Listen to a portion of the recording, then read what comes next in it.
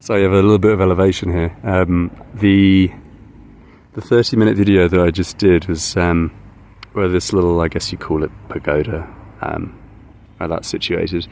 I've walked from, I don't know why this video is so laggy, beyond that yellow stupa. And I was saying, not the only thing, just a very brief reference of the video, was that they place so much emphasis on irrigation and planting trees, rejuvenating the landscape, and you just got to be impressed with that. It's something that's quite important to me. I like it. I like, social spaces, community spaces, but that aren't just, brick and mortar and concreted up, but that actually contain, living things, grass, trees, etc.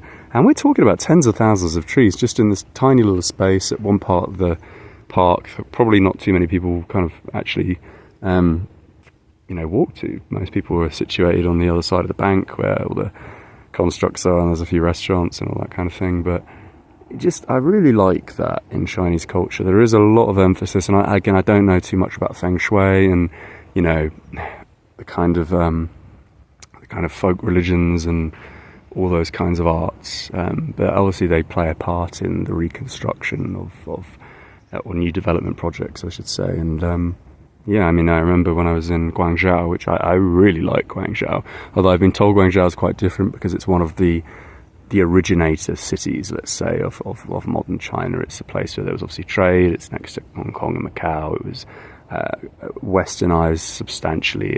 There's a lot of various cultural influences within that area itself, and consequently Guangzhou is fantastic, a really fantastic city. Really like Guangzhou.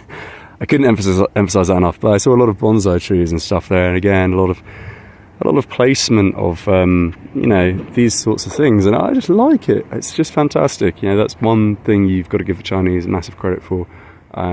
It's so strange to me then that you contrast that with the brute, awful nature of their high-rise development projects. You'd expect, again, of course it's about efficiency and creating this idea of equality under this kind of pseudo-communist mentality, but you'd expect a lot more effort to go into the buildings to kind of complement the fauna and the landscapes. Or maybe it's just because they want people to not be out, not be inside their homes where it's kind of, demoralizing and everything is kind of drab, and they want to push people out into the social spaces and kind of, connect with their neighbours and such. Who knows what the exact reason is? Probably a sprinkling of various factors. But I just wanted to say there's just an example here of just the irrigation, all the trees in one tiny section. I've seen this throughout China, so pretty cool stuff.